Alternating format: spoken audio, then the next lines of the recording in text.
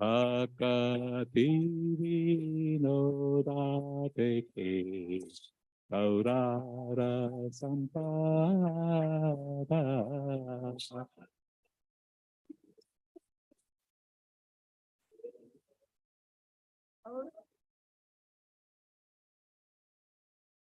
Ajago Bhakta Brenda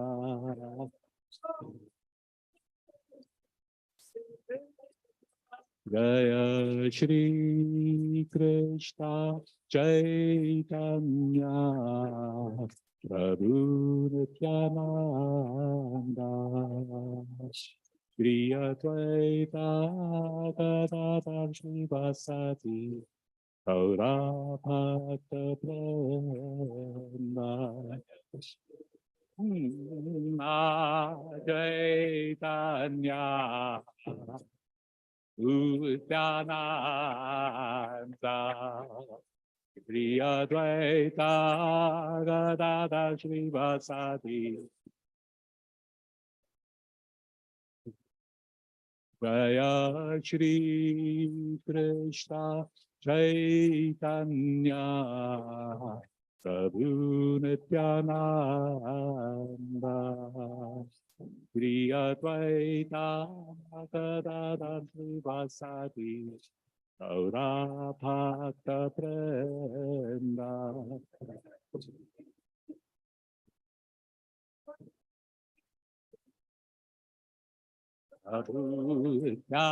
Adhutananda Shri Advaita Vasadi Jaya Shri Krishna Chaitanya Prabhu Nityananda Shri Advaita Gadadhar Srivasati Gaura Bhakta Vrinda Chaitanya Prabhu Nityananda Shri Advaita Gadadhar Srivasati Jaya Shri Krishna Chaitanya Nityananda Shri Advaita Gadadhar Srivasati Gaura Bhakta Vrinda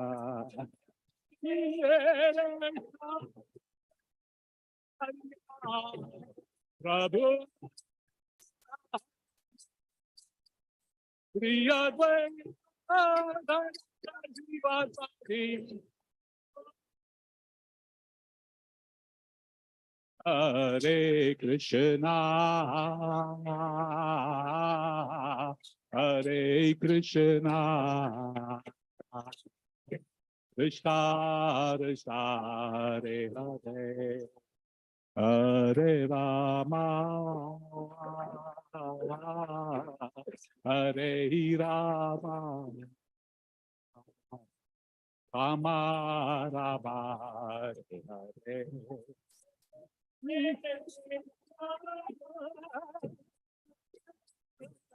Hare Hare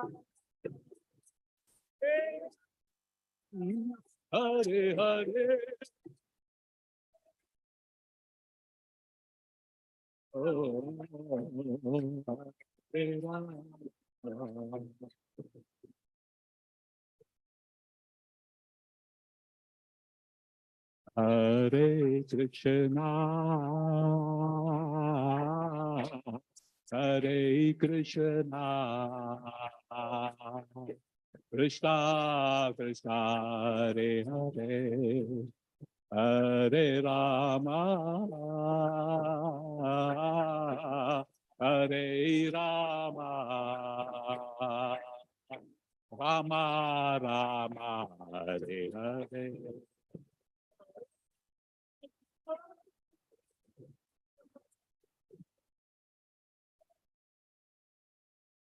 Hare Krishna.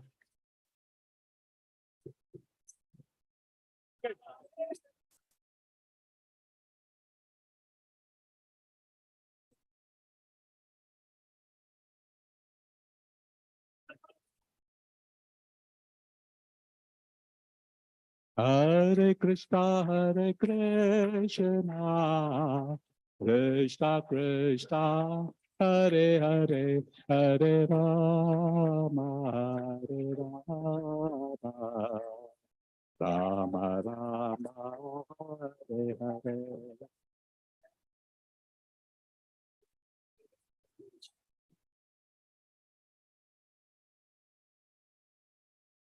Hare Rama, Hare Rama,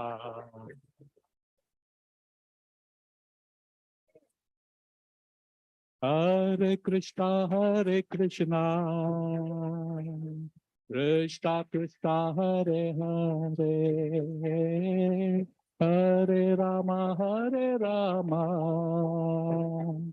Rama Rama, Hare Hare.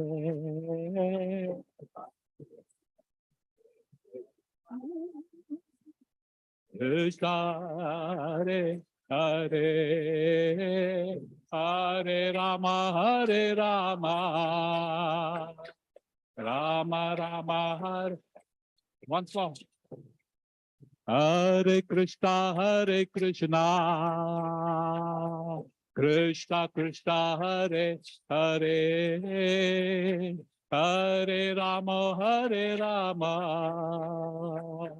Rama Rama, Hare Hare.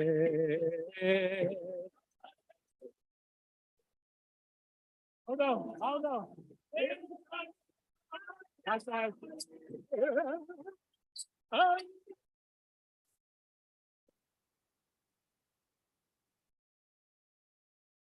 Once more, once more. Hare Krishna, Hare Krishna, Krishna Krishna, Hare Hare, Hare Rama, Hare Rama, Rama Rama, Hare Hare.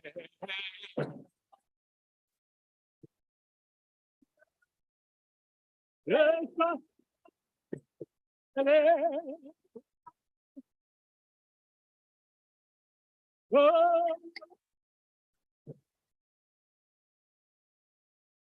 Hare Krishna, Hare Krishna, Krishna Krishna, Hare Hare, Hare Rama, Hare Rama, Rama Rama, Hare Hare, Hare Krishna, Krishna Krishna, Hare Hare, Hare Rama. Hare Krishna, Hare Krishna, Krishna Krishna, Hare Hare, Hare Rama, Hare Rama, Rama Rama, Hare Hare, Hare Krishna, Krishna, Hare Rama, Hare Hare, Hare Krishna, Hare Krishna, Krishna Krishna, Hare Hare Rama, Rama Rama, Hare Hare.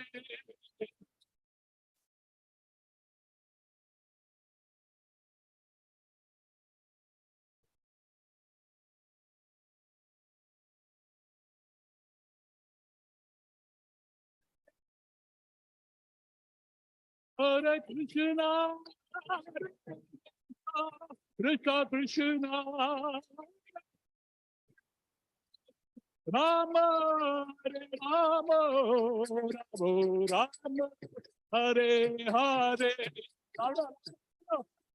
Cantayo, cantayo.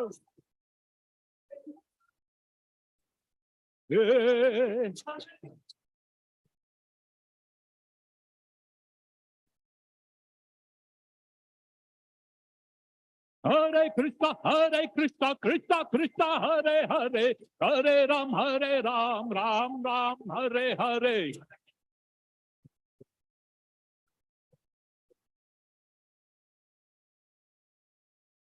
Hare Krishna, Krishna Krishna, Hare Hare, Hare Rama, Rama Rama, Hare Hare.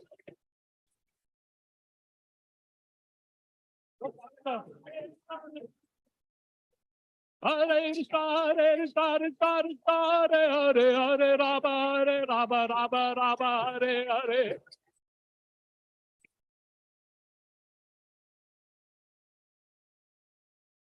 Nitai Gauranga, Nitai Gauranga. Nitai Gauranga, Nitai Gauranga. Nitai Gauranga, Gaura Hare. Nitai Gauranga, Gaura Hare. Gaura, Gaura, Gaura Hare. Gaura, Gaura, Gaura Hare. Gaura, Gaura, Gaura Hare. Gaura, Gaura, Gaura Hare. Jai Sachinandana, Jai Sachinandana. Jai Sachinandana, Jai Sachinandana. Jai Sachinandana, Gaura Hare. Jai Sachinandana, Gaura Hare. Hare Krishna, Krishna Krishna, Hare Hare, Rama, Hare Rama, Rama Rama, Hare Hare.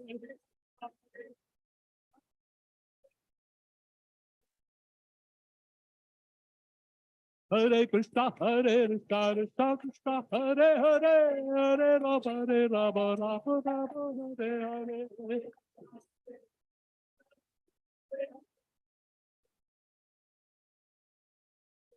Hare Krishna, Krishna Krishna, Hare Hare, Hare Rama, Rama Rama, Hare Hare.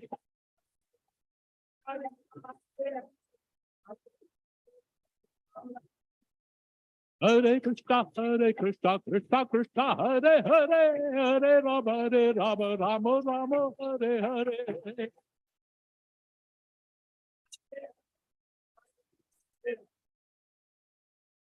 Hare Krishna, Krishna Krishna, Hare Hare, Hare Rama, Rama Rama, Hare Hare.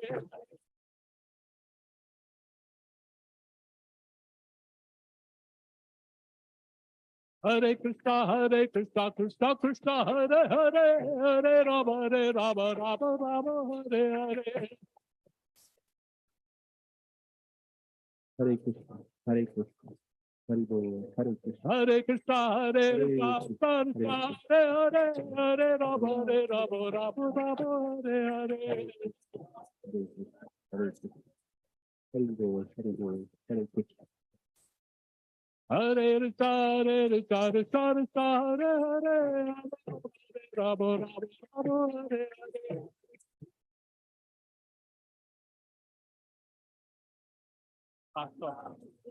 Hare Krishna, Krishna Krishna, Hare Hare, Hare Rama, Rama Hare Hare.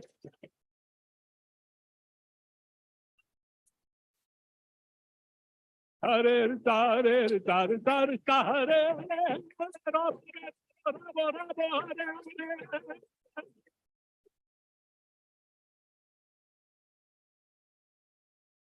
Hare Krishna, Hare Hare, Hare Rama, Hare Hare. Hare Krishna, Hare Rama, Hare Hare.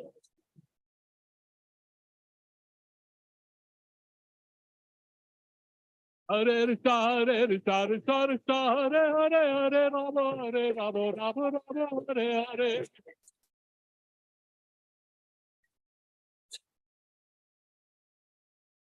Hare Krishna, Krishna Krishna, Hare Hare, Hare Rama, Rama Rama, Hare Hare.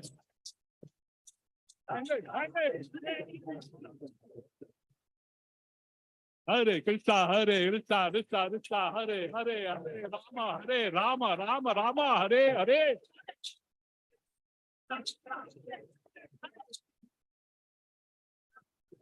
Hare Krishna, Krishna Krishna, Hare Hare, Hare Rama, Rama, Hare Hare.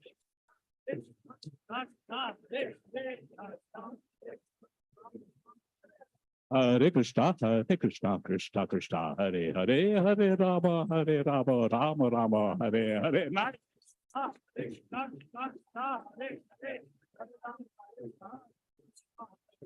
Hare Krishna, Krishna Krishna, Hare Hare, Hare Rama, Rama, Hare Hare.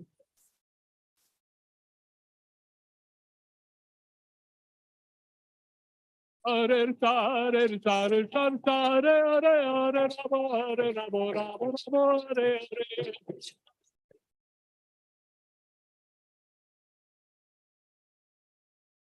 Hare Krishna, Krishna Krishna, Hare Hare, Hare Rama, Rama, Hare Hare.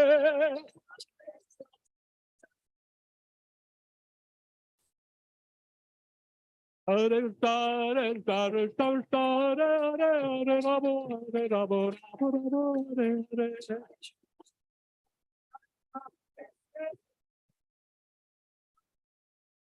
Hare Krishna, Krishna Krishna, Hare Hare, Hare Rama, Rama, Hare Hare.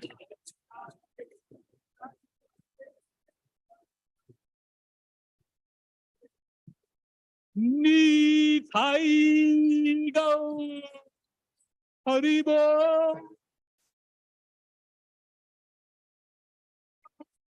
Haribo,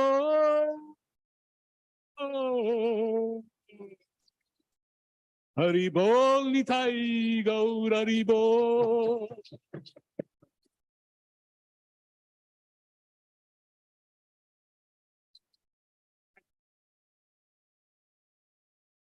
Haribo.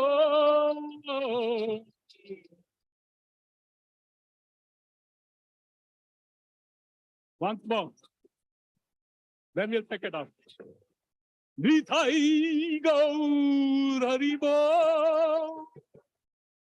Haribo, Haribo, Nitai Gaur Haribo.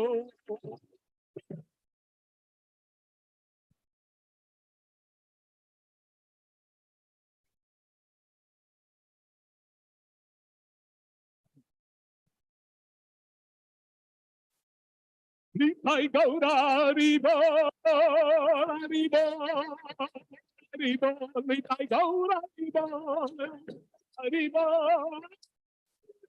Haribo, Nitai Gaur Haribo, Nitai Gaur Haribo, Haribo. Nitai Gaur Haribo, Haribo, Haribo, Haribo, Haribo, Haribo, Haribo, Haribo. Haribo, Haribo, Haribo, Haribo. Haribo, Haribo, Haribo, Haribo. Haribo, Haribo, Haribo, Haribo.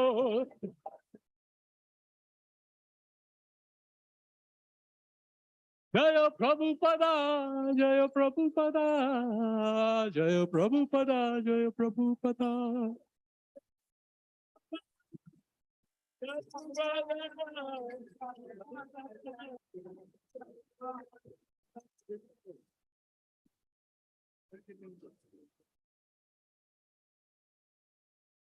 जय ओम विष्णुपाद परमहंस परिव्राजकाचार्य अष्टोत्तरस्थ अभय चरणारविंद श्री प्रभुपाद की जय। प्रेम से कहो श्री कृष्ण चैतन्य प्रभु नित्यानंद श्री अद्वैत गदाधर शिवास आदि गौर भक्त वृंद की जय। रामाचार्य हरिदास ठाकुर की जय। गंगा माई की जय, यमुना माई की जय, तुलसी माई की जय, समवेत भक्त वृंद की जय. All glories to assembled devotees. All glories to assembled devotees. All glories to Sri Guru and Gauranga.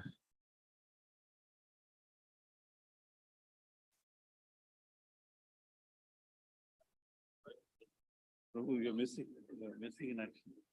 You're missing. Huh?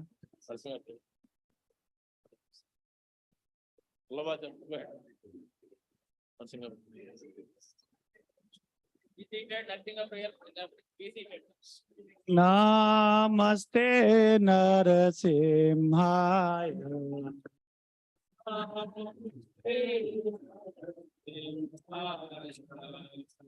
Namaste Narasimhaya.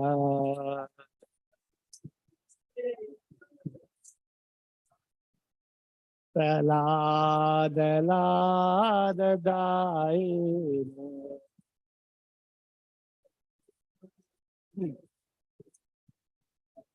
Hiranyakasipurvaksha.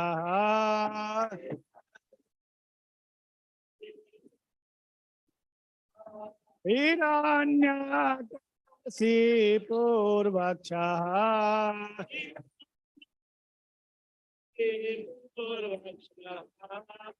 Silatangkanakalaye.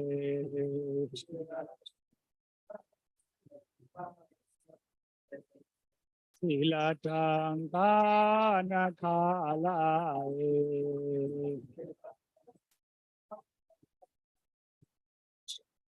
Ito Narsimha Parato Narsimha.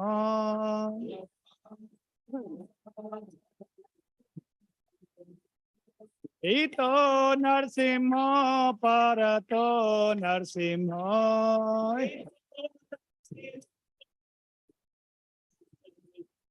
Narasimhamadim Saranam Prapade.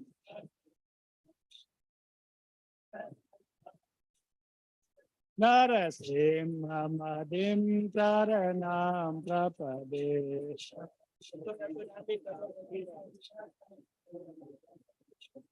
Vahe Narsimho Hirdaye Narsimho.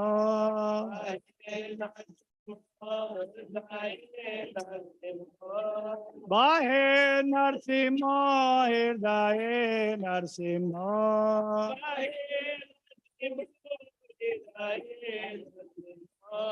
Vahe Narsimho Hirdaye Narsimho.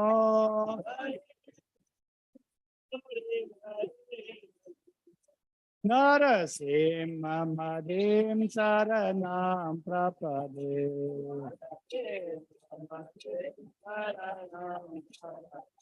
Narasimhamadim Saranam Prapade.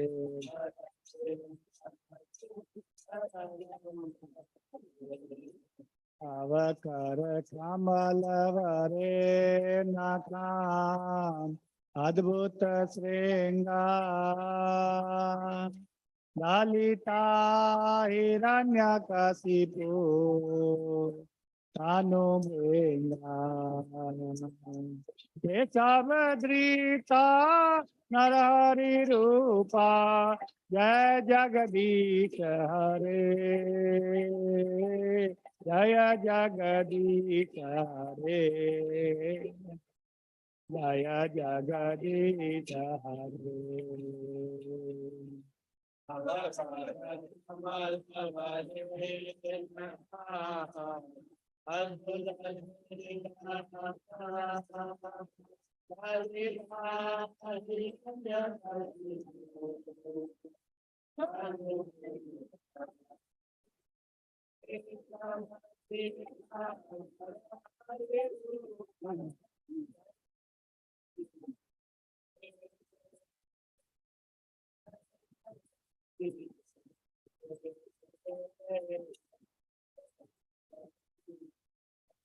Jaya Kesavadrita Narahari Rupa Jai Jagadish Hare Jaya Jagadish Hare, Jaya Jagadish Hare. Jaya Jagadish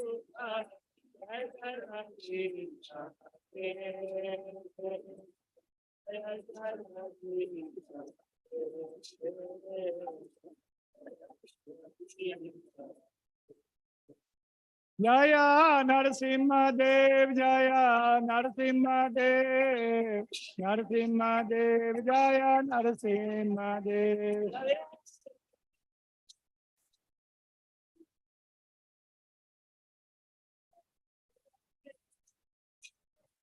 Jaya Prahlad Maharaj, Jaya Prahlad Maharaj, Prahlad Maharaj, Jaya Prahlad Maharaj.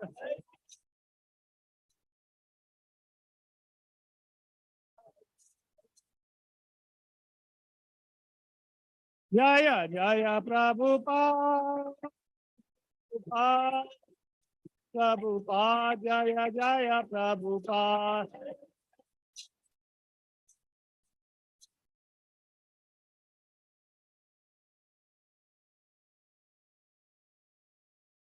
भक्ति big Vinayak Narsingh Dev भगवान की, भक्त सेठ प्रहलाद महाराज की, गौर प्रेमानंद देव।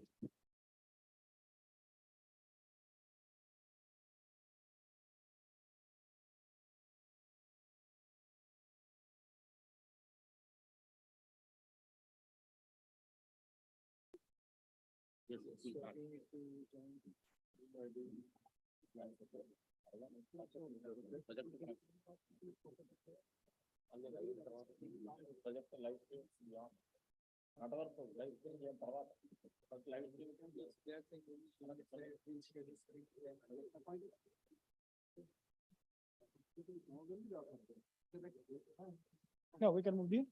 Yeah.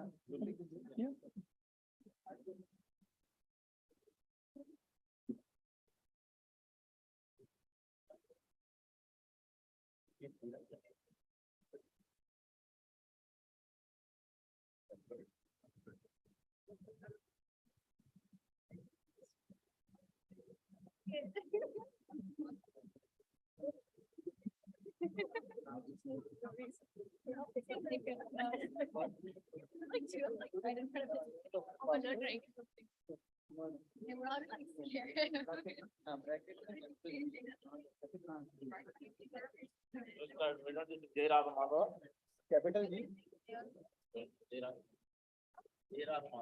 You may say.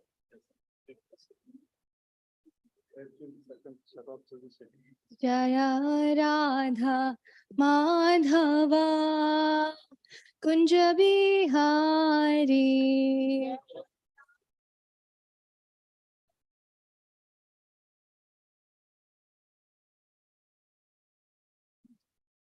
Jaya Radha Madhava Kunja Bihari.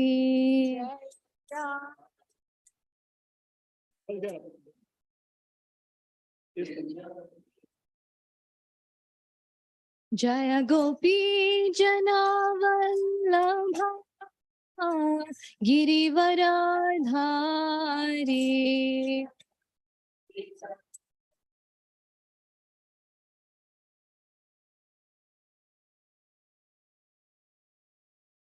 Yashodanandana Vraj Janaranjana.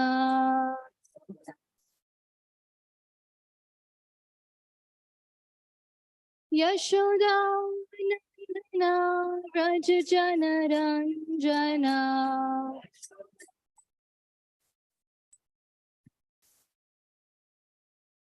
Yamuna Tira Vanachari.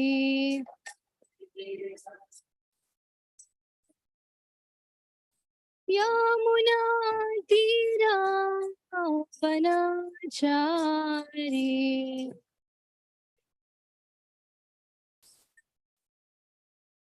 Jaya Radha Madhava Kunja Bihari.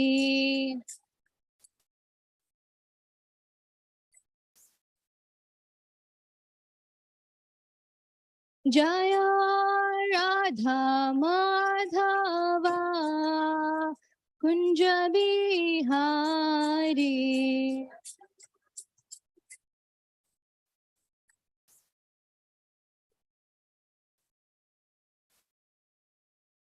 Gopi Jana Vallabha Girivaradhari.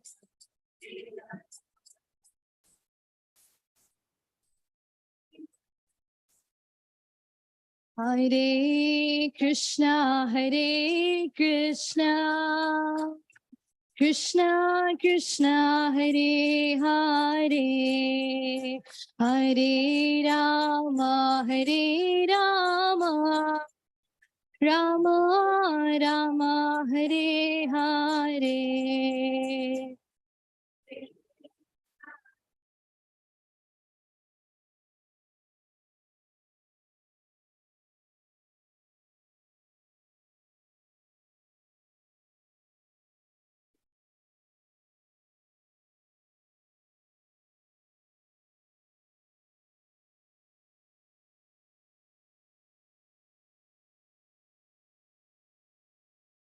नाम संकीर्तन की श्री प्रभुपाद की जय गौर प्रेमानंदे।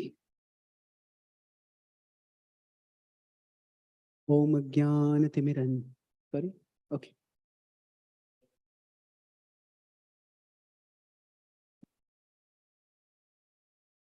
Hare Krishna.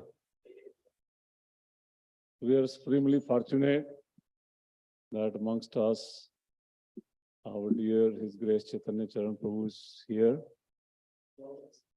Once a year, he bestows mercy upon us.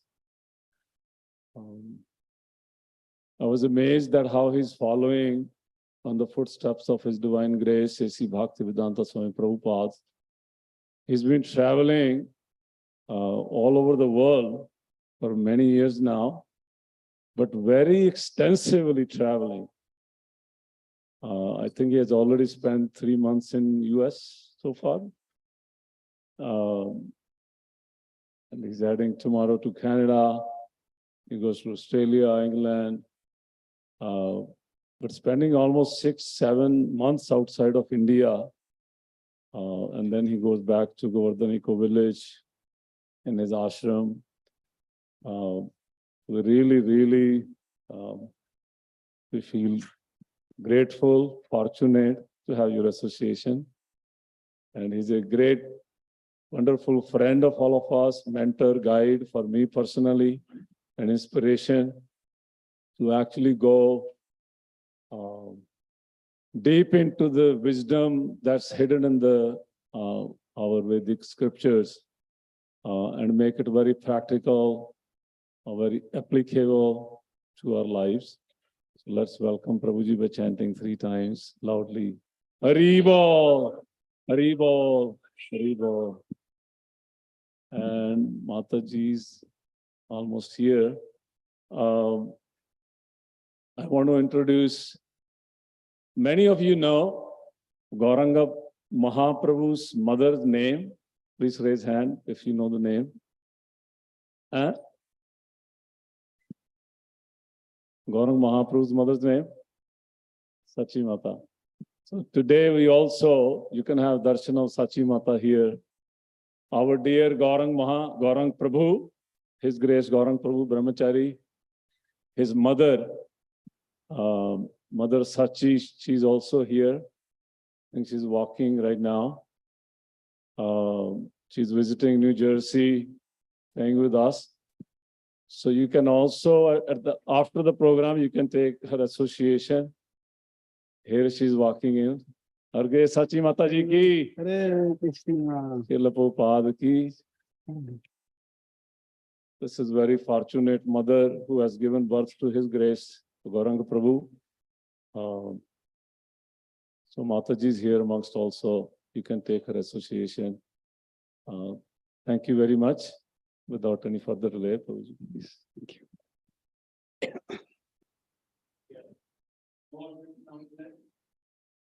Prabhuji found one Honda Odyssey van parked outside, gray color, lights on. Brake lights on. So if you have Honda Odyssey, gray color parked outside in the street, please go and take care of it. Thank you so much.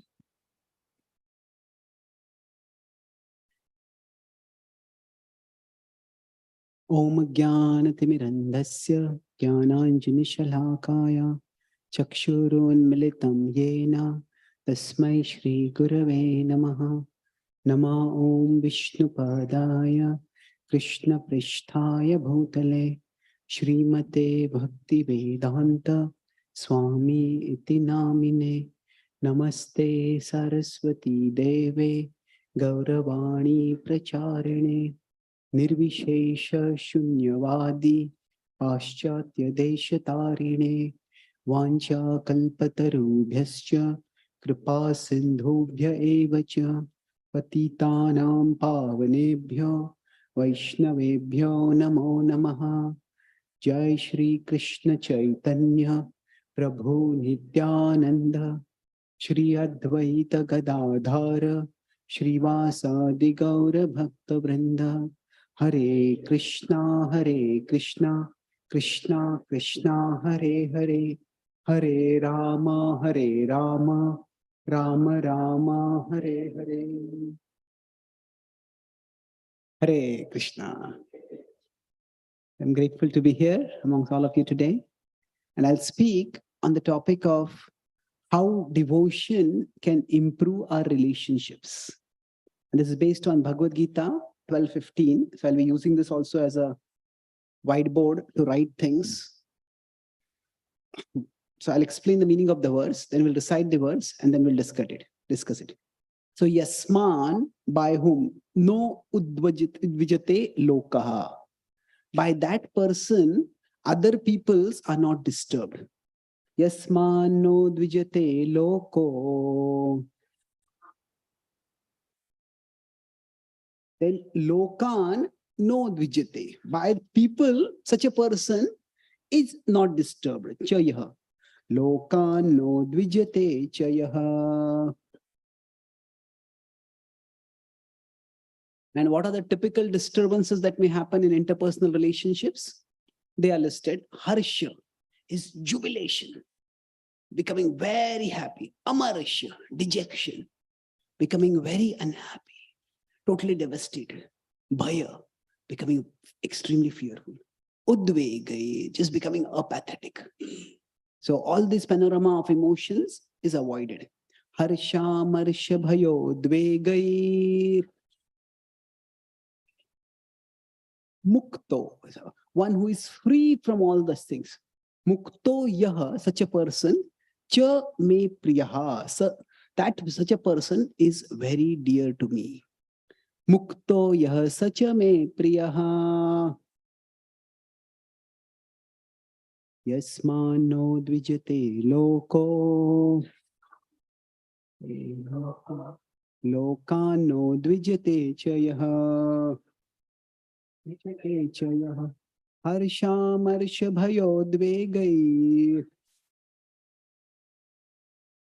Mukto yah sacha me priyaha. Once together. Yasmano dvijate loko. Lokano dvijate chayaha. Harsha bhayo dvegai. Muktoya sachame priyaha. So in this section of the Bhagavad Gita, Krishna is describing the qualities that endear a devotee to him.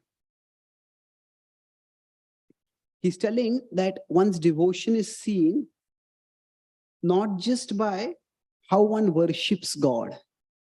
Somebody comes to a temple and does puja. Somebody does japa. All that is important. So, if we are a person here, now I cannot draw Krishna, so just I'll put this divinity here. So, how we connect with Krishna, that is bhakti, Krishna says, no doubt. But Krishna also says how we deal with people around us.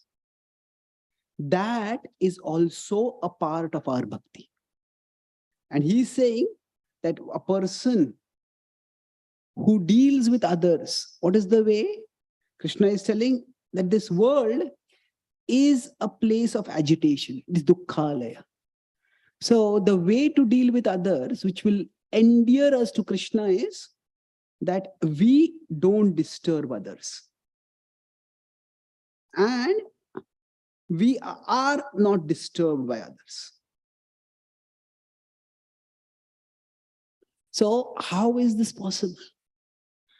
And how can this happen? By the practice of bhakti. Why does it matter in the practice of bhakti when Krishna says don't disturb others or don't be disturbed by others? So this entire diagram, entire session will be centered around one particular diagram. So if we consider that this is Krishna and this is I, and this is the other person. I'll just use the word other for this. So now our relationship with Krishna is 1, our relationship with other person is 2, and that person's relationship with Krishna is 3. So this is not just numerical, but we'll discuss in terms of importance also. Our most important relationship is our relationship with Krishna. Because we are souls, and the soul has an eternal relationship with Krishna. Now, of course, the soul exists in the world right now. And because the soul exists in the world, in particular roles, we have relationships accordingly. We have relationship with our parents, we have relationship with our partners, we have relationship with our children, friends, acquaintances. We have all those relationships. Now, that particular relationship is second. And the third is that is also an important relationship. And third is here in the sense that we don't have much control over how that person relates with Krishna. If we are practicing bhakti, we have benefited from the practice of bhakti. We will actually want others also to practice bhakti. So we would like 3 to develop. But that is not in our control. Now, Srila Prabhupada, one of the purposes when he started the Krishna consciousness movement is that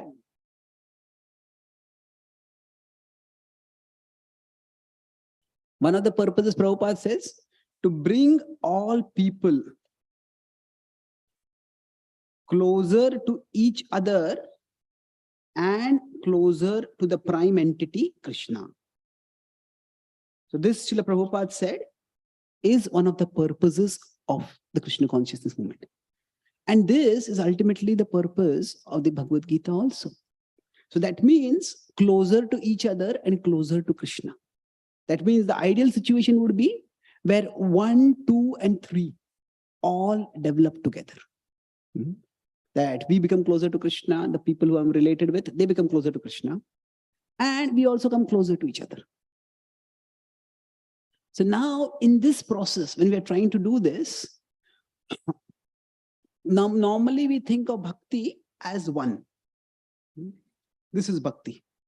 But Krishna is saying how you deal here is also bhakti. That will determine how dear you are to me. Mukto yaha sachame priya. One who is not disturbed by others, one who does not disturb others. These 2 things.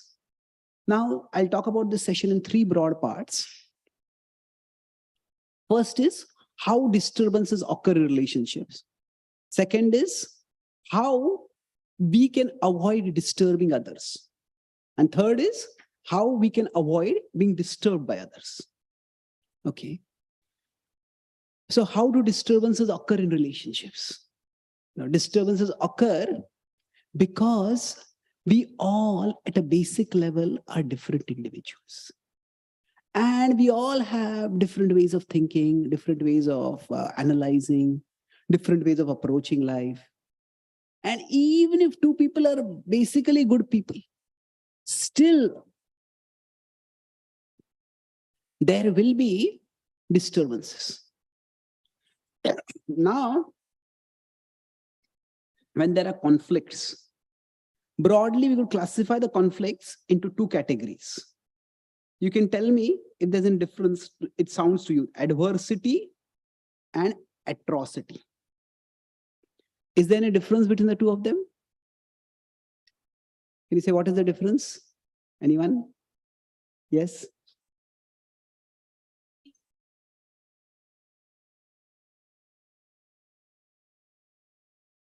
Yes, very good. Thank you.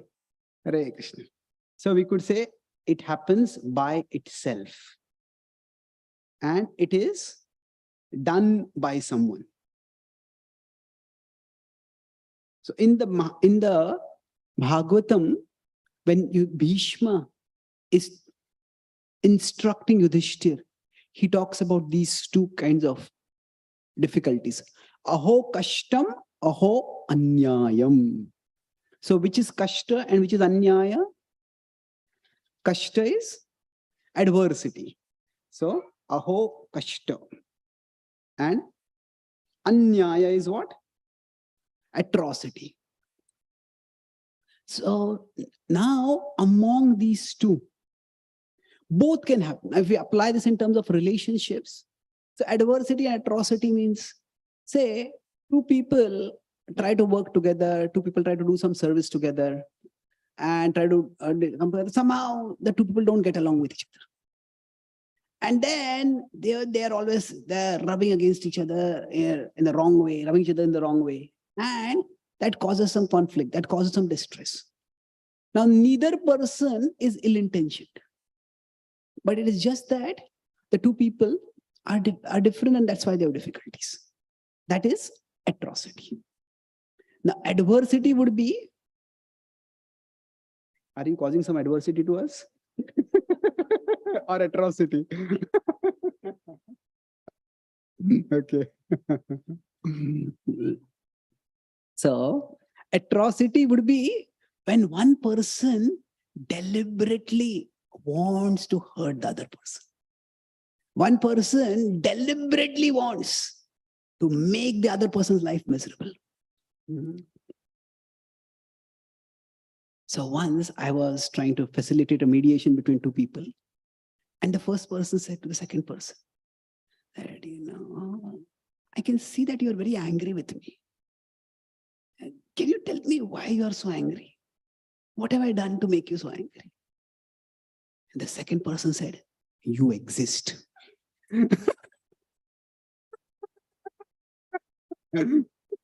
Now, if somebody is going to give a response like that, there is no hope for resolution.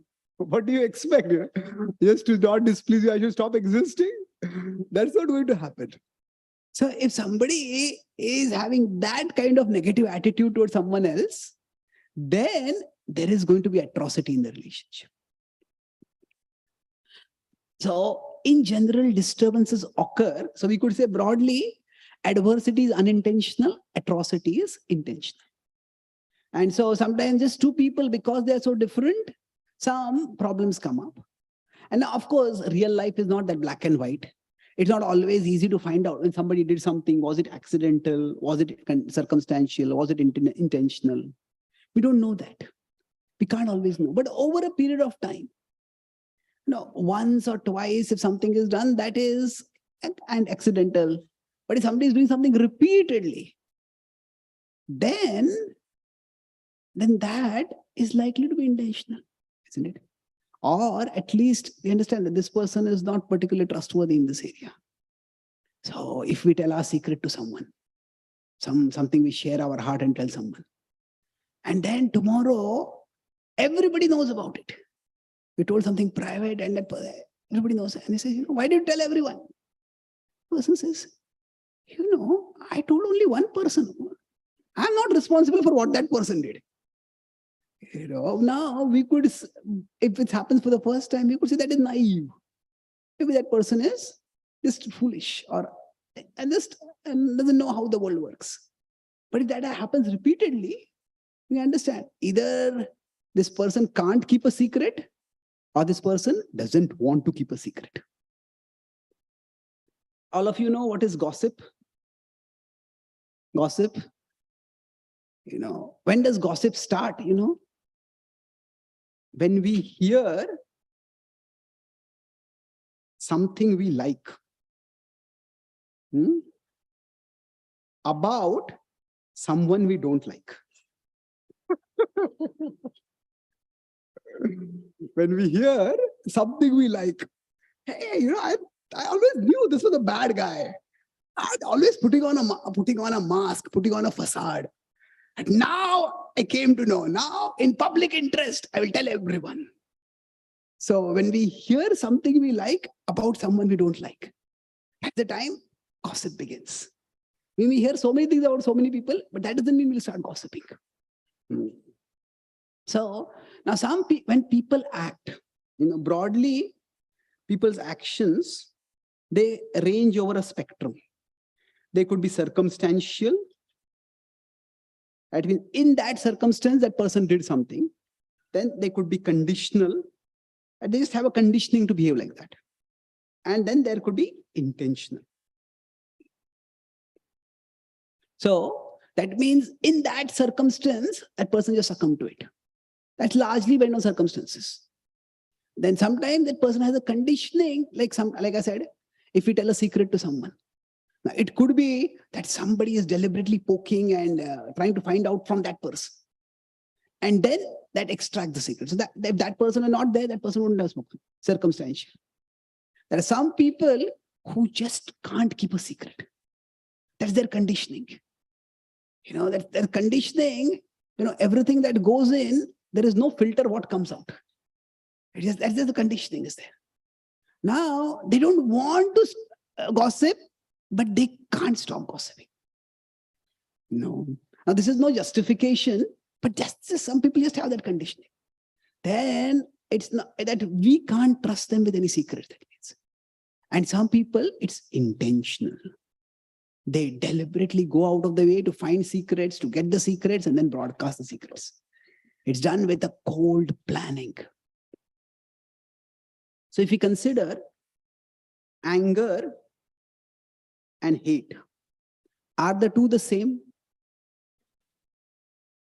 So what is the difference? Can anyone say? Yes?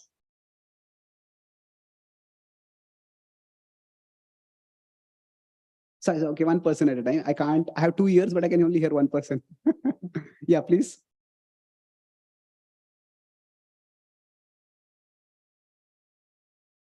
Hate is what we don't like. Anger is when we are frustrated with someone. Okay. It's pointing toward the difference. Thank you. Yes.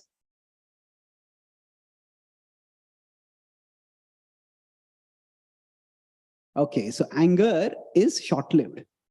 Hatred is long-lasting. Yeah, it's a very good difference. Both have good points. The way I would like to put it here in this, the same point, but anger is hot-headed. Hate is cold-blooded. Isn't it? That means in anger, suddenly a rage, a burst of emotion comes over us, and we just do something. And afterwards, we think, why did I do that? Why did I speak like that? But hate is not just a rush of emotion. It's calculative, it's cynical, it's cold. No, it's cold-blooded. So in this classification, now which would be conditional, which would be intentional? Yes, anger is conditional. Hate is intentional. All children who are newborn, they cry. But some children cry as if they're going to bring the whole house down. They have powerful lungs, and maybe they grow up to have a lot of temper. That could be from conditioning. But no child is born hating someone else. Isn't it? When somebody hates someone, that is because they contemplated. It was definitely intention involved. So broadly, we can differentiate. Not always possible, but so we could put it in this way that in any relationship, the conflicts that can come, some are avoidable, some are unavoidable. So the unavoidable conflicts may just arise due to circumstances or due to conditionings. And in general, the unavoidable conflicts, we have to learn to tolerate them. Okay, just two people are different. And Srila Prabhupada was asked, Prabhupada, this is a spiritual movement, but there are so many conflicts over here. So Prabhupada said, don't expect utopia in this world. If we want to look for a community of ideal people, we'll be looking for the rest of our life.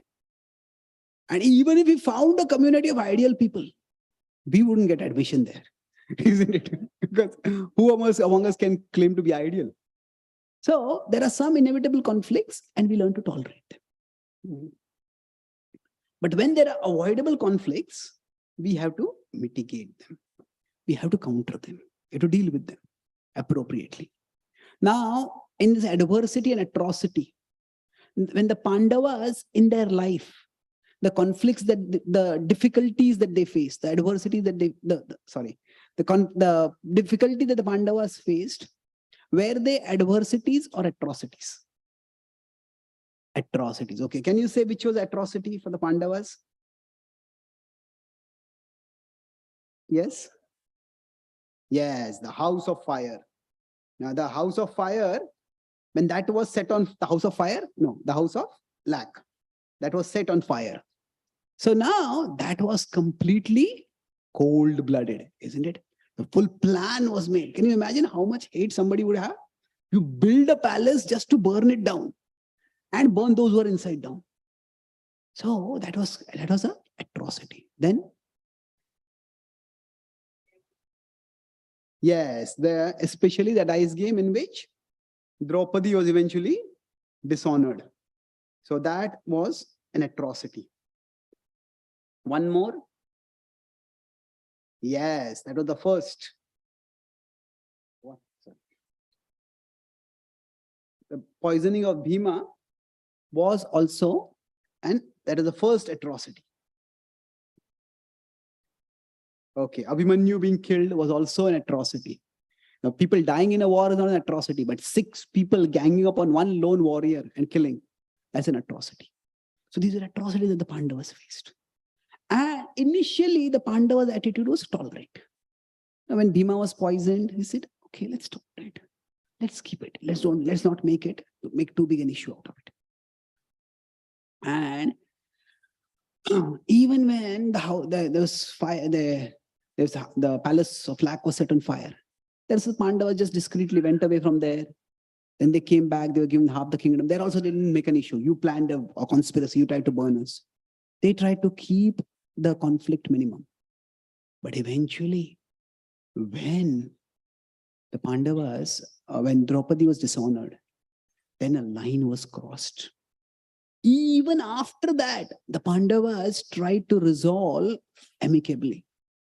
Before they went to forest, they stayed for 13 years in exile. And even after that, they were ready to settle for peace. And what happened at that time? For settling for peace, they had Krishna himself who came. And yet, what happened? Now, when Krishna going as a peace messenger, so right now we have this war going on between Ukraine and Russia. And suppose either country's head of state goes to the other country for peace. That means they're very serious about peace. And otherwise, they will have some lower level delegates, talk at a neutral venue. But you directly go to the other person's kingdom and you are the biggest person goes. So that was a very serious offer for peace. And what was Duryodhana's response? Does anyone remember what he said?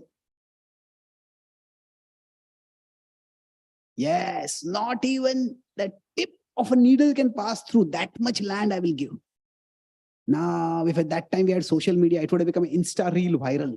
Isn't it? It's a great dialogue. But what does it imply?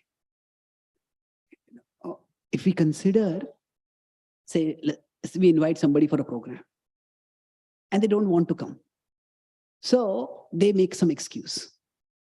Now they are making an excuse. We know that they're making an excuse and they know that we know that they're making an excuse.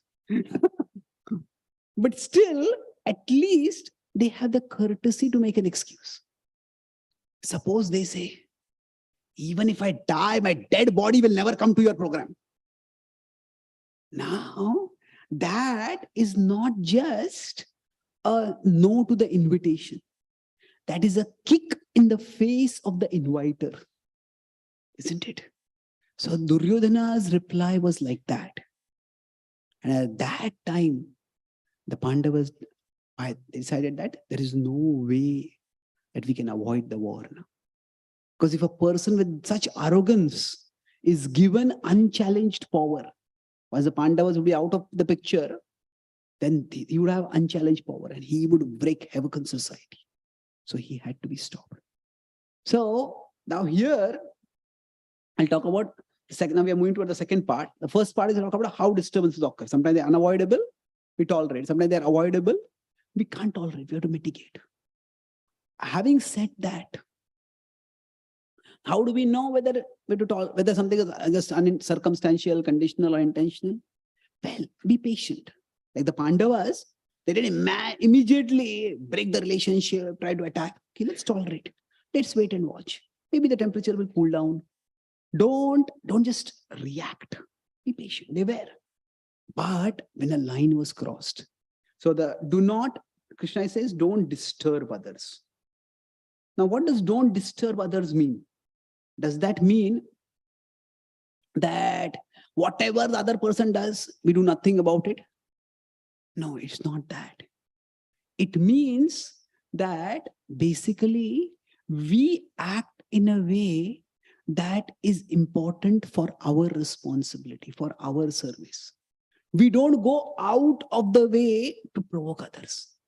In one sense, the Pandavas, see, if the Pandavas are here and the Kauravas are here, see, everybody needs their space to function. So the Kauravas, they were young children at one time, youth, and the Pandavas were youth. They were both in the same broad palatial complex.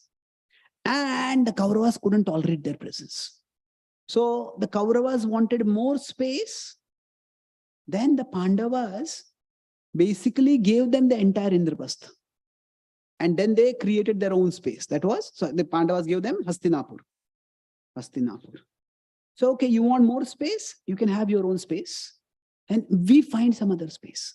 So they tried to avoid. Don't disturb others means if somebody wants more space, you can give them more space. But when the Pandavas created their own space, that was Indraprastha. So if you want more space, then I can give you more space. That means I don't want to disturb you. That's your need. Whether it is a valid need, whether it is a conditional need, whatever it is, you can give somebody a little more space. But the Kauravas' need was not more space. The Kauravas' need was that the Pandavas should have no space. Like I said, my problem with you is that you exist. So that was Duryodhana's mentality. Now, if that is happening, then there's no option over it. So don't disturb others means that don't intrude into other people's space. Now, space could be physical, space could be emotional, space could be intellectual. Now in America, there's a saying: if you don't want to fight with people, if you don't want to fight with people, don't talk with them about politics, don't talk with them about religion, because those are the two sources of conflict. Now, sometimes these two come together, and then there is religious politics, and that is the source of the biggest conflict. So we can give people space. Okay, you have your opinion, I have my opinion, just live with it. So don't disturb others. So the Pandavas try to do that. But if the Kauravas are just not ready for it, then they have to take action. So when Krishna was telling Arjuna, fight a war, that does not mean that he is contradicting this instruction. Don't disturb others means everybody has their nature, everybody has their conditioning. Let them act within their conditioning. Let them act according to their conditioning. But if somebody's conditioning starts causing harm to others, somebody's conditioning means I want to harm you and destroy you, then that has to be stopped. So don't disturb others means if somebody's, going back to the earlier diagram which was saying that 1, 2, 3. So here we're talking about don't disturb others. In one case, if those people are not disturbing us, threatening us, destroying us, then definitely we have to take action. So in terms of this is Krishna, this is, and this is the other person. So now in this situation, if we consider what was happening was the Kauravas were not ready to let the Pandavas even serve Krishna. The Pandavas were Kshatriyas. They needed a kingdom by which they could serve Krishna. They not even wanted the Pandavas to exist or exist in utter humiliation. So, okay, that cannot be accepted. So in one sense, our one is non-negotiable. We have to have some level at which we keep our relationship with Krishna. At some level, we keep our service to Krishna. But then, the Pandavas were great devotees. The Pandavas are not forcing Kauravas to become devotees. Now we may say that our purpose is outreach. Krishna says that one who shares my message is very dear to me. So we want our family members, our relatives, everyone to become devotees. Yes, that is true, no doubt. But there is an important principle over here, that this three has to be developed by persuasion, not coercion. Coercion means force. We can't force people to turn toward Krishna. If we do the second, it's not going to, if we try to force people, it is not going to work. Because ultimately bhakti is a matter of the heart. It is a voluntary turning of the heart toward Krishna. So what we need over here is that when we are trying to practice bhakti, we would naturally want our loved ones also to practice bhakti. But if suppose, so we discussed one point was, if one is being damaged, one is being threatened, our existence is being threatened, then definitely we have to counter. But if one is okay, but the other person is not ready to practice bhakti, then don't disturb others. That means, the Krishna has talked about this in 326 also earlier. Na buddhi bhedam janayet ajnanam karma sangina. Joshayet sarva karmani vidwan yukta samachara. Krishna is talking about two kinds of people. He says these are vidwan. Vidwan means what? Wise, intelligent, knowledgeable. So, and then yuktaha. Yuktaha means they're not only wise, they're practicing yoga, they are connected with Krishna. So this is one category of people. And the other is ajnanam. So ajnanam is exactly the opposite of vidwan. With na buddhi vedam janit ajnanam karma sanginam. Karma sangi is those who are attached. So Krishna is saying that suppose we are at the level where we are in knowledge, we are well engaged in bhakti, and the other person is not in knowledge, other person is not engaged in bhakti. Krishna is saying, don't disturb others' minds. Na buddhi bhedam janayet. We try to help them come closer to Krishna, but we don't disturb their minds. If they are not ready, don't push them too much. Sometimes we try to push them toward Krishna, and what happens? In trying to push them toward Krishna, we push them away from Krishna. I was in Texas. I had seen one, I was going for a program. There's a car ahead of me. The car had a bumper sticker. Oh God, please save me from your preachers.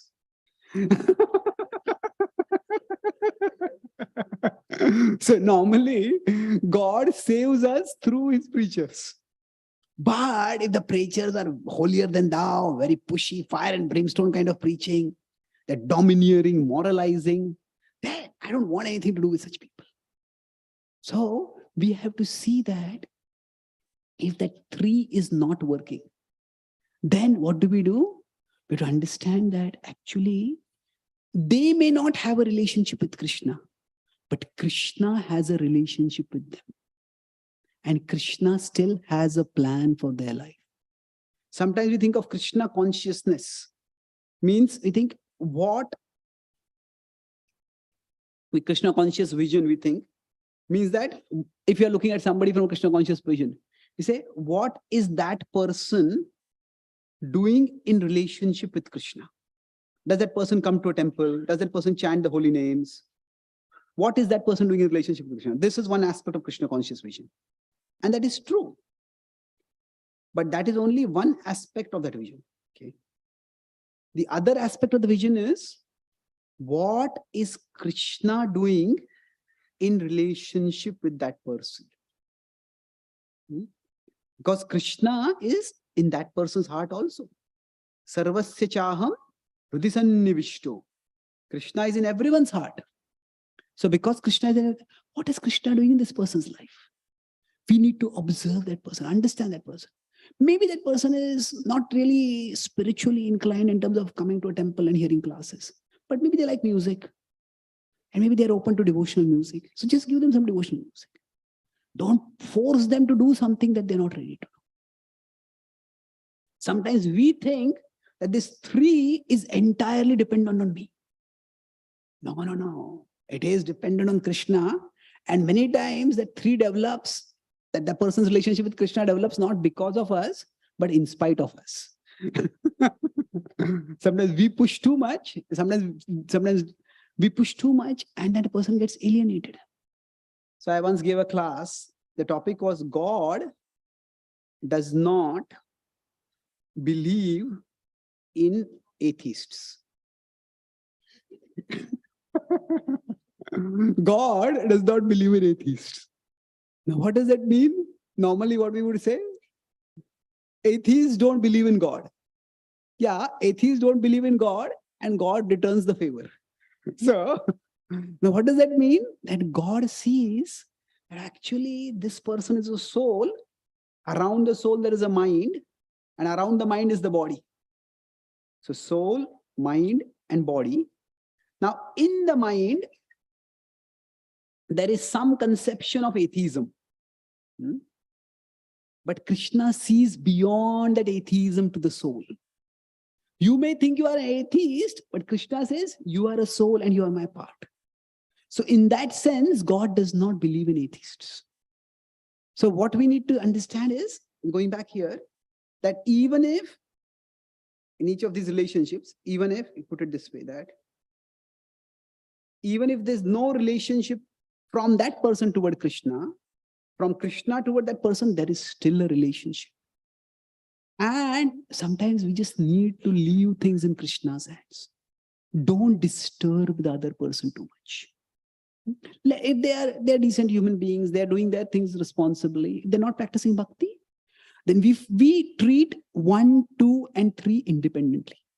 We make time for our relationship with Krishna. We do what is expected in our relationship with others. And then we leave 3 to Krishna. And if that other person sees that by our practice of bhakti, we are becoming a better human being. We are becoming calmer. We are becoming more understanding. We are becoming kinder.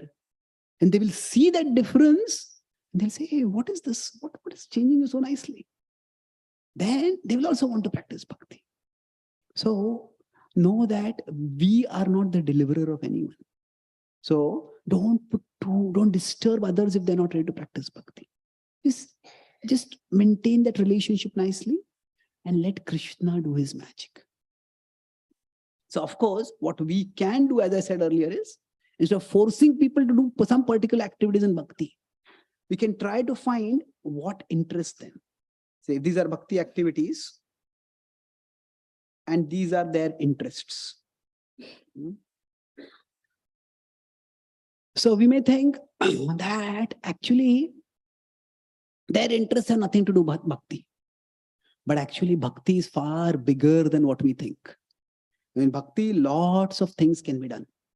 So for example, I was with one devotee family and I was talking with them. Both the mother and the father are extremely, both of them are PhDs, and their son, he was extremely interested in robotics. And when I asked him something about robotics, it was like Keshav Kashmari is composing 100 verses in glorification of the Ganga. Started speaking so spontaneously.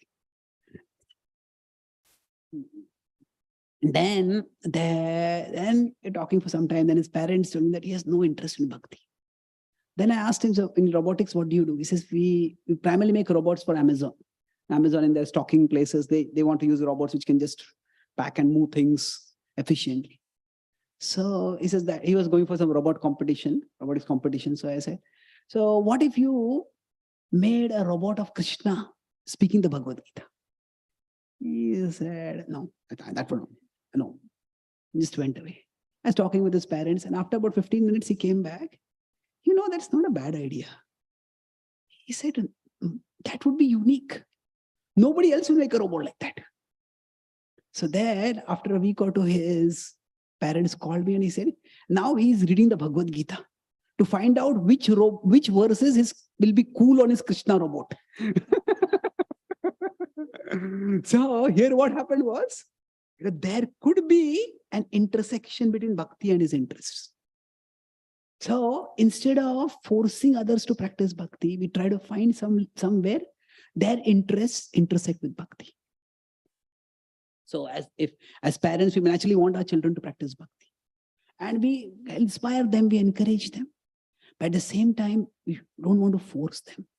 No, their memory, when they grow up, their memory of bhakti should not be, I was forced to sit and chant japa. That should not be the defining memory of bhakti. Maybe their memory is, we would come to temple and do kirtans, you'd sing and dance, you'd perform dramas, I dressed in this costume, and we did this acting, this was so nice. So our most important thing is give happy memories.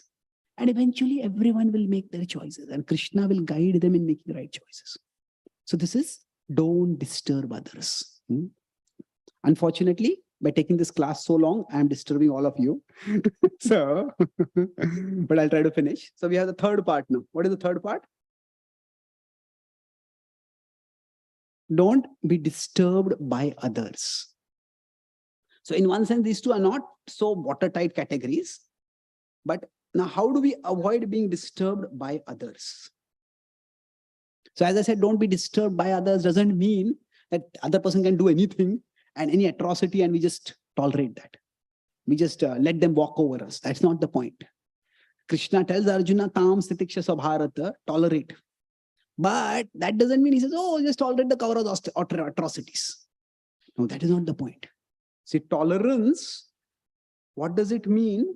It means keep small things small. And how do we do that? This is one part of it. And that has a second part. Keep big things big. It is when we have something important to do in our life and we focus on that. When we keep big things big, then we can keep small things small. Once I was giving a class and it was on tolerance. And there's one devotee who hears my classes quite attentively and he gives nice reflections and feedback. So after this class, I saw that he was sitting way behind. And after this class, I said, what did you think about this class? He says, today's class was excellent. He says, the class was on tolerance and I immediately got to practice the class. I said, what do you mean? You had to tolerate my class? He said, no. He said, what happened was I was sitting behind and the person next to me was constantly talking on the phone. And I was about to get angry with that person. But then I thought I should tolerate that person. Now, I said that is not tolerance. That is passivity going down to stupidity. Right? Now, we don't have to yell at that other person. But tolerance means to keep small things small. So say if you are sitting for a class and maybe the floor is not that comfortable. Now, okay, and I can sit for 10, 15 minutes more. I can sit for an hour. It's not that lifetime I have to sit on the floor. Isn't it? So, okay, it's a small thing. It's an inconvenience. I can tolerate it. But the big thing is, I want to understand some Bhagavad Gita wisdom.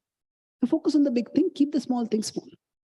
But if you come for a class and you're not able to hear the class only because somebody next to us is constantly talking, that is not keeping small things small. That is letting the big thing become small. Isn't it? No, there are big things and big things are to be kept big. So don't be disturbed by others means that everybody has some idiosyncrasies, everybody has some conditionings. So just don't overreact to them. So in general, don't be disturbed by others. Different people will function different ways. Just learn to look beyond it.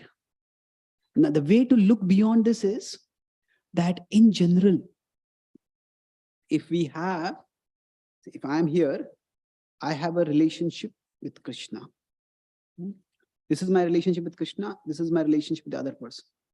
So in general, if we have too much expectation from the other person, then there is too much pressure on that other person, too much pressure in the relationship. But one aspect of tolerance is, okay, lower your expectation. Now, not just because somebody cannot come up to our expectations or does not come up to our expectations, does not necessarily mean that person is a bad person. Okay, different people are different. Different people have different priorities in life. So we don't seek our sense of self-worth from our relationship with that person. Our sense of self-worth comes from our primary relationship. That our primary relationship with Krishna, and Krishna always loves us. Krishna is always there with us. So if we over-focus on one particular relationship, this leads to how do we define ourselves? How do we see our identity to be? If somebody starts thinking, see, we all have our identity is multi-level. We have functional identities. And we have fundamental identity.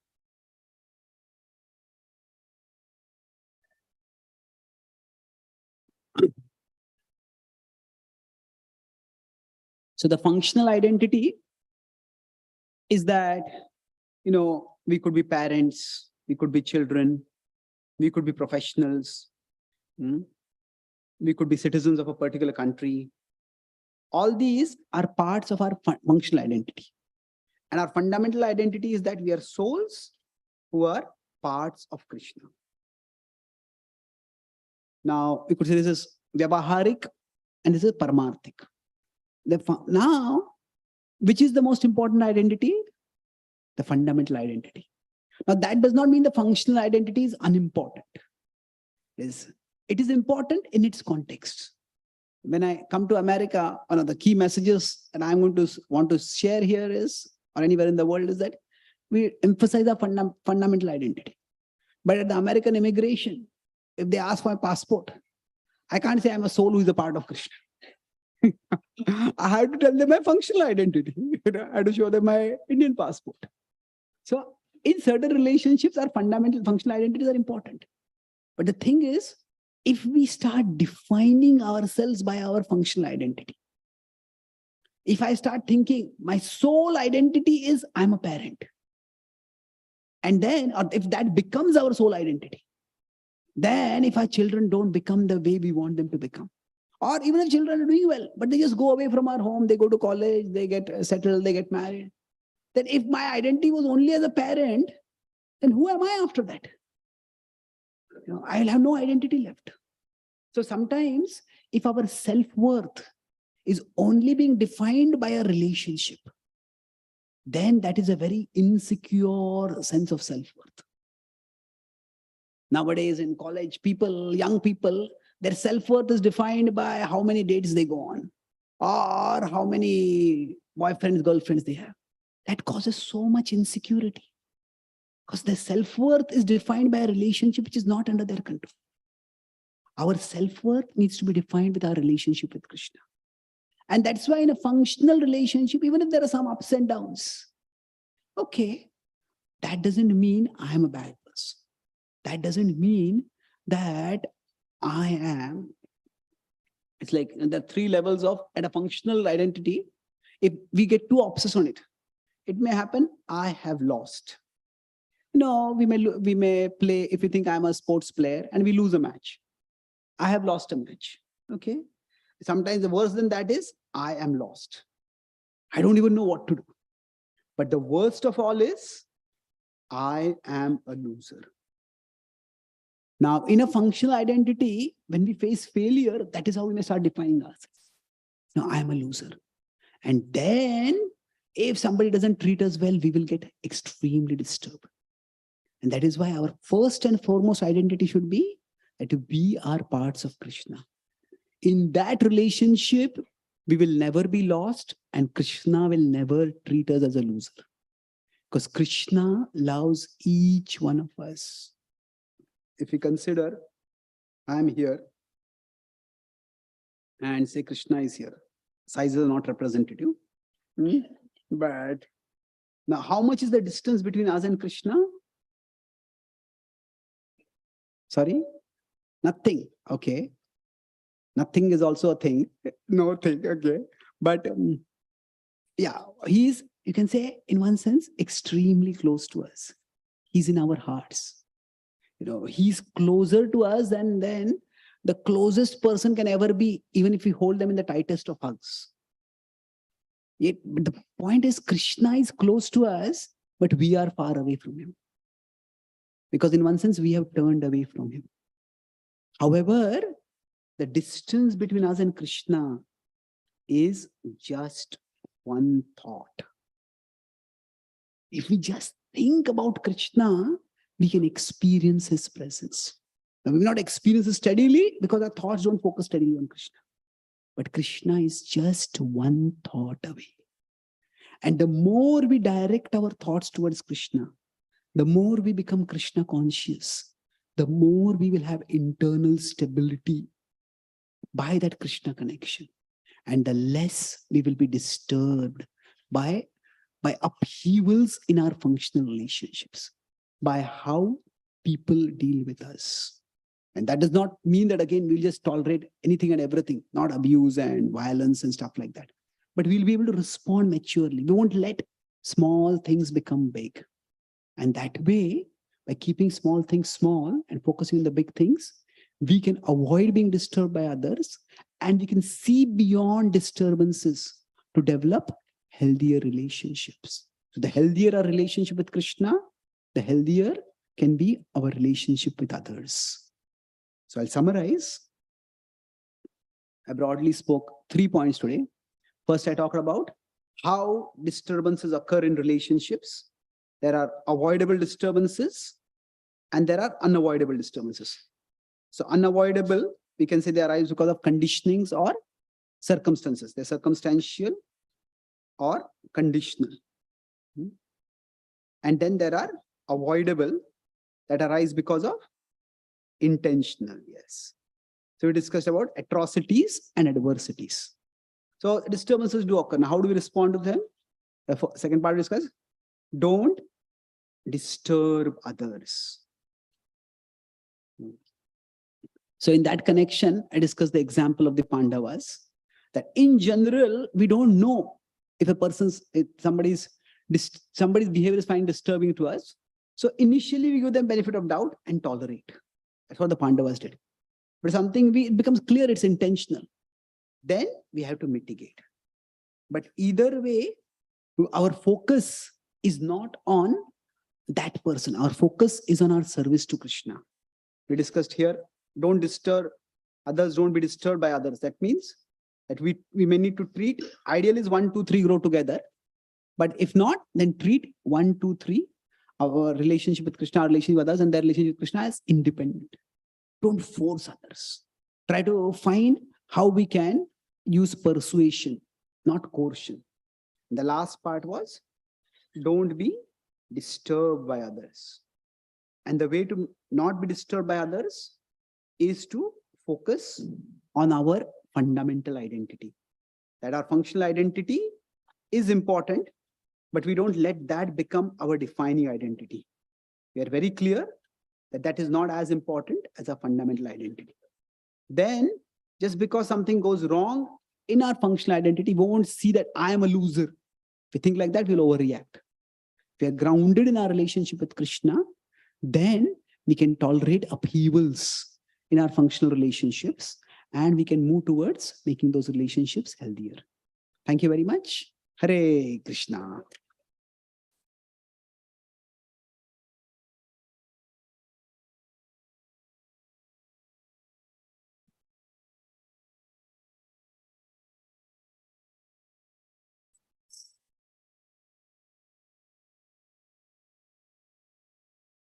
Anyone has any questions? One or two. Go ahead. Yes, sir. Hare Krishna Babu, very nice, wonderful class. You already mentioned that disturbed by others and not to be disturbed by others. and don't disturb others also. But let me giving you the situation, one situation. I'm working in a project, suppose. Sorry, cannot hear you very clearly. Can you hold it close to you? I'm working in a project, I'm giving you the situation. Yeah, So they are all the American, they're all, American. okay. And in Friday, they put in the chat that they go to the restaurant, go taking Please some hold the mic close to your places, mouth. some about the cow meat, everything. I'm not participating in that. After some days, they're telling that you are not participating in our conversation, anything. I don't know what to tell. One principal thought that dump has no enemy, but I see that that is not correct. Who has no enemy? Dump person has no enemy. Dumb person has no enemies. Okay. But I see that after some times they're complaining these things. He is not rapping with the team, is not doing these things. And what to do that situation? This is a disturb by others, right? Okay, that's a good question. Sometimes, say when we are in a professional situation, and then because of our spiritual practices, our spiritual principles, we may not socialize with them. And they start feeling that we are just being almost antisocial kind of. And then our relationships may not work, they may complain about us. So how do we avoid this? Yes, it's an important question. See, there are two different things over here. Sometimes we just classify things as spiritual and material. And I say, these are devotees, these are non-devotees. I don't want to associate with the people who are non-devotees. But the Bhagavad Gita itself says that even in the material, there are three categories. Now there is sattva, rajas, and tamas. There is goodness, passion, and ignorance. So there are people of different categories. So sattva, you could say, can be broadly pro-devotional. Rajas is non-devotional. Tamas can be anti-devotional. So it is not that everything that people who are not practicing bhakti, they're doing it, not that everything is non-devotional. Now, if they are eating flesh, especially they're eating cow flesh, just because we are socializing doesn't mean we have to eat that. Not at all. In fact, nowadays, even vegan is becoming quite cool. So you can just say that I'm a vegan, I follow certain principles, I don't eat certain things. In general, when we are practicing our bhakti, we may practice our bhakti or we may talk about our bhakti in three different ways. Now, one is prescriptive. Prescriptive means if somebody says, why are you not eating meat? Cow is your mother. If you eat cow's meat, you are eating your mother's flesh. You are going to go to hell. Stop eating meat. They will say, if you tell them you're going to go to hell, he says, you go to hell right now. Get lost. So we have no right to be prescriptive. See, we cannot impose on people our moral standards, which they have not accepted. We may say these are not our moral standards, they are scriptural standards. Okay, fine. But they have not accepted faith in, they have not accepted those scriptures right now. So we cannot impose, we have no right to be prescriptive. But sometimes we may be normative. Normative means this is bad. Prescriptive is you are bad, stop doing this. Normative is this is bad. But even that doesn't work. What can work is just be descriptive. Descriptive means what do I do and why do I do it? When I came to know how much cows can be so loving and cows are so kind. And when I actually went to some Goshala and interact with cows, I found that they are so kind and gentle. And then I found how in slaughterhouses they are treated and they're killed. I felt I don't want to have any part of it. So if you put it in this way, people are not going to impose. So we just need to learn to be descriptive, means what we do and why we do. You're not saying what you should do. See, in general, if we don't intrude in people's space, people won't intrude in our space. So now if we have to socialize, we certainly don't have to eat meat. That is a non-devotional activity. That tamas, we don't have to do that. We don't, if they may be taking alcoholic drinks, we don't have to take alcoholic drinks. But we don't have to give them a lecture about how alcoholism is bad. That would become prescriptive or normative. But we can find, even in those circles, there are people who are a little more reflective, a little more thoughtful. You find somebody who's a little sattva, you can go there and we can socialize at a sattvic level. Generally, we can connect with people at a human level. Sometimes we think that it's material and spiritual. That is too broad a division, material. Like if somebody says, are you from Asia? Now, no Indian thinks I'm Asian. We think we are Indians. Isn't it? Asia is such a big category. In Asia, there are Russians, there are Japanese, there are Filipinos, there are so many people. So like that, material is a very big category. And American is a very big category. There are different kinds of people. So find some relationships, find some people with whom we can connect, either at a sattvic level, where we talk about some reflective topic, something reflective, something thoughtful, or we can, so you can connect with them at a human level, ask them about their family, but whatever you can, in a normal level, we connect with them. Or we can talk about our career, our job, professional interests are there. In general, if people see that, okay, you have these particular behavioral differences, but apart from that, you're a competent person, you're a responsible person, they will leave us alone. So let's not demonize others. Let's find out how we can connect with them at a human level. And if somebody has got an agenda against us, then we have to stand up against them. But it is very much possible to connect with people at a functional level without we being disturbing to them. See, we disturb others when we try to moralize and give a moral lecture to them. They disturb us when they try to force their ways on us.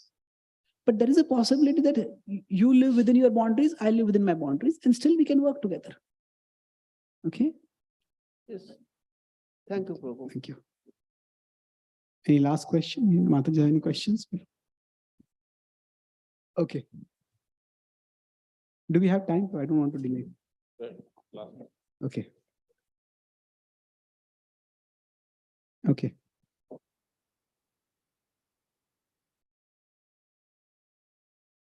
Thank you so much for your class. I wanted to know, what if in our own, you described like different types of disturbances. What if in our own conditioning, we create disturbances for people unwillingly? How do we take accountability for that and responsibility for that and move forward with that? Okay, so if by our own conditionings, we are creating disturbances for others, how do we take responsibility for that? It's very difficult. Once I was doing a seminar on retreat on devotee relationships. And then I asked, when we are practicing bhakti, we tolerate many things. I asked, what all do we have to tolerate? So one person very enthusiastically raised hand. I said, yes. He said, we have to tolerate devotees. So I said, yeah, that is a good realization. And as we evolve further, as we grow further, we'll understand that devotees are tolerating us. So we also have conditionings. So over a period of time, first of all, we don't claim to be perfect. If generally, just because we have conditionings, that itself doesn't annoy or anger people. It is when we have conditionings and yet claim to be perfect. We claim to judge everyone else. You're doing this wrong, you're doing this wrong, you're doing this wrong. As if you never do anything wrong.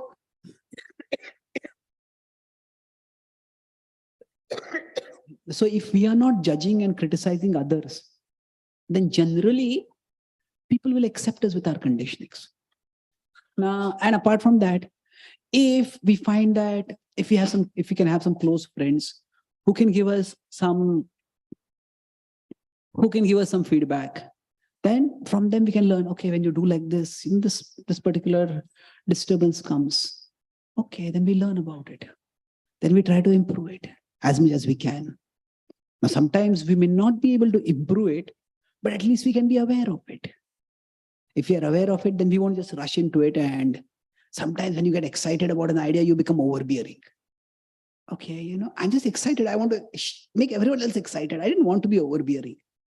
Okay, if I become aware of that, then we can check it out. If we have, especially for this, we need some close friends. Because what happens is, if I am here and my mind is almost like my gateway to the world, everything I see through my mind. And when my mind is itself having the conditionings, I just can't see those conditionings. But that's why now for most people, they are here for us. But if there's a close friend, and what happens is that we are here. Sorry. Okay. So we are here, our mind is here, and a close friend is here. That means, okay, that's interesting. Okay. So a close friend is here. So when the close friend is here, then what it means is, rather than looking at that friend like this, we look at our mind and then we look at that friend. Okay, that means, okay, my mind is saying that person is wrong. And this person is saying, maybe you are being too domineering over here. Okay, I didn't realize that. Maybe there's some truth to it. I was at one place and the project leader there would just criticize everyone publicly. And then everybody was very scared of him. Everybody was quite hurt by him. When I talked with him, I told him, Prabhu, everybody is so afraid of your public criticism. He said, I don't like doing it. But he said, if I don't do it, how will they become humble? I said, Prabhu, it is not your responsibility to make people humble. You are not humbling people, you are humiliating people. He said, what is the difference? I said, the difference, becoming humble is like fasting. Being humiliated is like starving. Now, one is voluntary. I choose to fast. The other is, I want food, but it's being taken away from me. So if somebody insults us, that doesn't make us, if we insult someone, that won't make them humble. That's like forcibly taking away food from them. So when he said, actually, I thought it was my duty to make others humble. That's why I was doing it. So somehow we had a little relationship, he understood that, and after that he stopped doing it. So sometimes we can give feedback to others. One of my close friends, he gave me a feedback. He said that, when you give classes, it's like a 1 hour intellectual workout. Hindi में he said, आपका class सुनते हैं तो दिमाग से धुआं निकलता है. So and then I took that feedback. I said, I'm just speaking the way I think. I try to speak that. I don't use deliberately difficult words. I'm not trying to give I'm not being deliberately difficult. But then I thought of what to do. Then that's how I started using this tablet and drawing things to try to make things easier to understand.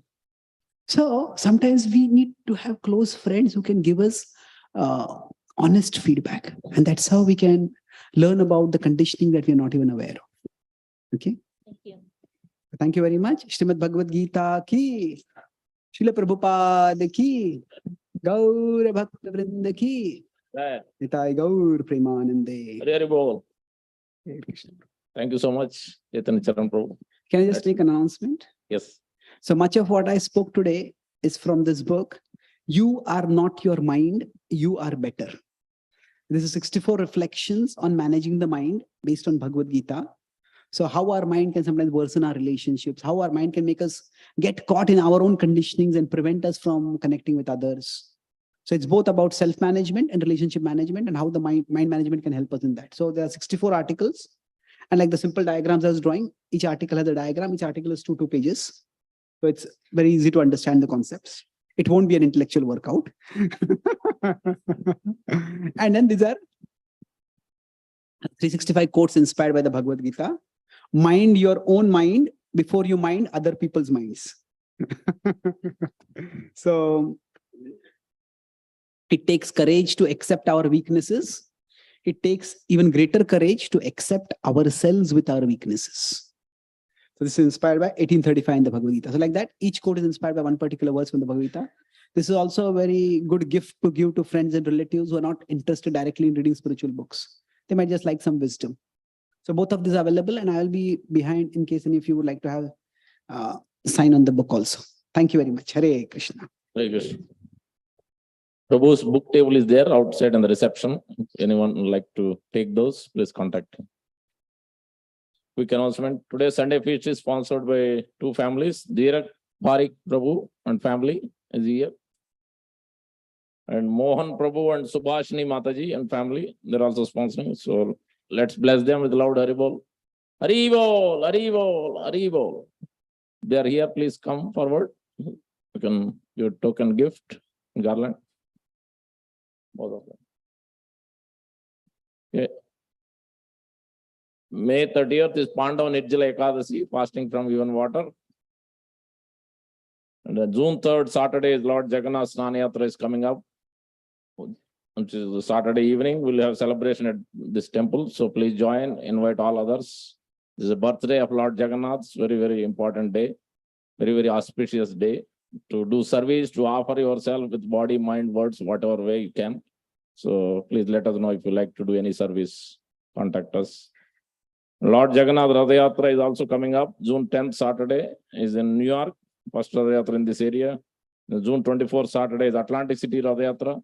So we need a lot of help for especially Atlantic City Ratha Yatra. So please contact us if you like to help in any services for Atlantic City especially. Thank you. Please honor Mahaprasad on the other side.